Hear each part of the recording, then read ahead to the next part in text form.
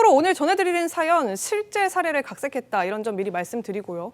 허 변호사님 오늘 어떤 속풀이 상담소 내용입니까? 오늘 속풀이 주인공은요 20대 중반의 남성 네. 박신통 씨의 얘기입니다. 신통 씨는요 작은 미용실을 운영하는 이 홀어머니와 외할머니 이렇게 함께 살고 있는 사람인데 신통 씨 아버지는 태어나기도 전에 교통사고로 사망했다는 얘기를 들었다고 해요. 그래서 어머니의 가족관계 등록부에 올라서 성장을 했습니다.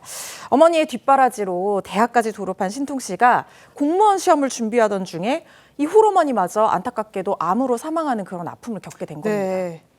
자, 그런데 결국에는 죽은 줄 알았던 아버지가 살아 있었다는 거잖아요. 이것도 뭐 어떤 측면에서는 기쁜 일이라고 할 수도 있을 것 같은데 뭐 그럼에도 불구하고 사실 그 아버지는 인정하고 싶지는 않았을 것 같아요. 그렇습니다. 사실 교통사고로 사망했다던 네. 아버지가 알고 봤더니 살아 계셨던 거예요. 네. 이 사실을 외할머니가 홀어머니가 돌아가시고 나서 사실은 너의 아버지가 있다. 이렇게 갑작스럽게 얘기를 하면서 신통 씨가 알게 돼서 엄청난 충격을 받게 됩니다. 네. 그래서 아버지가 보고 싶어서 찾아갔는데 이 아버지가 보통 분이 아니었던 거예요. 재벌가, 재력가의 그 사업을 하시는 분이셨던 네. 겁니다. 네. 가업을 이어받아서 기업을 운영을 하고 있는데 아버지를 그리워하면서도 자기는 만나지 않겠다라고 생각을 했었지만 돌아가셨다고 생각해서 찾아갔는데 이 아버지가 왜 이제서야 나타난 거냐 반가워하시기는커녕 네. 나는 양육비, 교육비, 미용실 차리는 돈까지 그때 다 얘기하고 다 주면서 너의 학비까지 대면서 그렇게 아버지로서의 법적인 뒷바라지 책임 다 했다. 했다. 그런데 지금 이제 와서 나타나서 나의 아들로 가족관계 등록부에 뭐 올리자는 거냐 뭐 하자는 거냐 나는 너를 아들로 인정하고 싶지 않다. 이렇게 얘기를 해서 신통 씨가 굉장히 충격을 받았습니다. 네. 자, 그러면 궁금한 것은 일단 지금이라도 아버지가 호적의 아들을 아들로 올라가고 싶다 이런 얘기인 거잖아요. 근데 가능한 건가요? 그렇게 아버지는 거부하고 있지만 아들이 요구하면 들어줘야 되는 건가요? 그렇죠. 그걸 보고 이제 우리가 인지라는 제도가 있습니다. 네.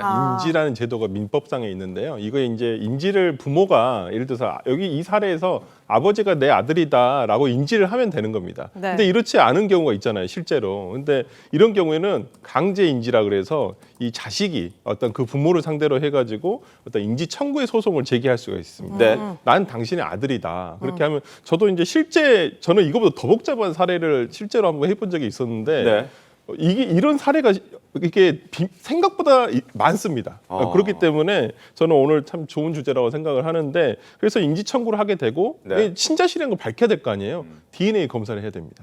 진짜 확인. 네, 친자 확인을 해야 돼요. 그래야지 내가 내 자식인지 아닌지를 확인을 먼저 해야 될 거 아닙니까? 그래서 그런 과정들을 통해서 나중에 되면 이제 자식으로 이제 그 인정을 받을 수가 있게 되고요. 그때부터는 이제 우리가 소위 말하는 호적은 없어졌습니다만은 네. 이제 가족관계 등록부에 이제 등재가 될 수 있는 것입니다. 그러니까 이제 당사자 지금으로 신통 씨로 치면 신통 씨나 부친이 둘 다 모르는 상태로 계속 쭉 살았다면 네. 이제 뭐 가족관계 증명서에 기재가 안 되는데 그렇습니다. 둘 중 하나라도 인지를 했고 그 등록부에 넣어달라 호적에 넣어달라 요청을 하게 되면 자식으로 이제 등재가 되는 거죠. 해야 된다는 거죠. 그런데 어머니는 친자 올리지 않겠다 이렇게 약속을 했는데 그런 경우에도 인지 청구가 가능한 건가요? 근데 인지 청구는 엄마의 권리가 아니거든요. 예. 자식의 권리죠. 아들의 권리다. 내가 청구할 수 있는 것이지. 그러면 엄마랑 아빠랑 아무리 합의를 했다 하더라도 소용이 그렇죠. 없는 거네요. 그건 자식의 권리이지 부모의 권리가 아닙니다. 그렇기 때문에 여기에 대해서 포기 주체가 안 되는 거예요. 기본적으로 합의를 했다라고 치더라도 그렇기 때문에 이건 그 자체가 무효이고 자식은 그 부분에 대해서 본인이 청구할 수 있습니다. 만약에 부모끼리 일단 계약을 맺었거나 합의를 했거나 어떤 식의 문서를 통해서 각서를 써놨다 이렇게 하더라도 효력을 그건 이렇게 양자 간에만 문제가 있는 거예요. 부모 간의 합의이지 그게 부모 자식 간의 합의는 아니기 때문에 네.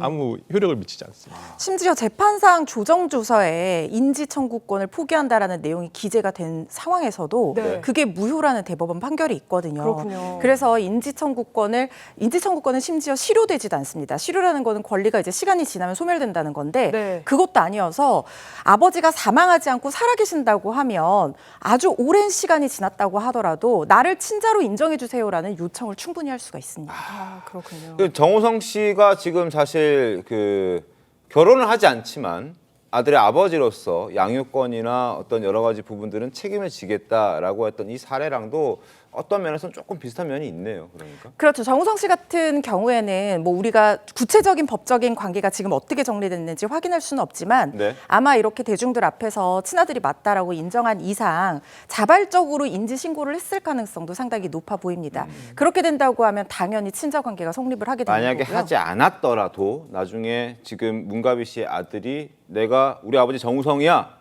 해서 찾아가면 해줘야 되는 상황인 거니까요. 만약에 본인이 자발적으로 하지 않는다고 하면 그때는 재판상 청구로 가는 거죠. 그게 바로 인지 청구의 소입니다. 그러면 재판 절차에서 DNA 검사 결과를 통해서 네. 친자 관계를 인정을 해주게 되는 그런 순서인 거죠. 그러면 예를 들어 부친이나 자녀가 둘 다 원하지 않는데 제3자인 그러니까 친모가 그걸 요청해서 인지청구 소를 낼 수도 있는 건가요? 네, 친모도 인지 청구의 소를 제기할 권리 주체는 됩니다. 그러니까 나의 그 친자를 당신의 아들로도 인정해 주세요라고 할 수가 있거든요. 그래서 친모든 아니면은 인지청구권의 주체인 자식이든 아버지를 찾아가서 인지청구를 해달라고 소송을 제기를 하면 DNA 검사 결과가 있는 이상 법률상 친자관계 발생을 막을 수는 없을 겁니다. 알겠습니다. 그리고 혹시 지금은 이제 아버지가 살아 있을 때 이제 아들이 친아버지가 살아있다라는 것을 확인했지만 만약에 아버지가 사망한 이후라면 그렇게 됐을 때라도 나중에 상속분을 요구할 수 있는 건가요? 이제 그 상속을 요구하기 전에 네. 자식이라는 것이 인정이 먼저 돼야 확인이 됐어야 되겠죠. 돼요. 그래서 이제 이게 그랬을 경우에는 되게 조금 어렵습니다. 그러니까 사망해버리면 DNA 검사를 하기가 되게 어렵기 때문에 그렇죠. 뭐 다른 가족들의 어떤 DNA 검사 이런 걸 통해서 추론을 할 수는 있는데 만약 그렇게 인정된다고 한다면 처음부터 자식이었던 것처럼 상속분을 요구할 수 있습니다. 그러니까 뭐 가족이나 제3자, 그러니까 친척들의 DNA를 통해서 일단 확인부터 네, 할 수는 있습니다. 해야 하는 상황이네요. 나는 할 도리를 다 했다 손치더라도 아버지인 걸 확인되는 순간 그 이후에 또 다른 할 도리가 생긴다는 걸 확인할 수 있었습니다.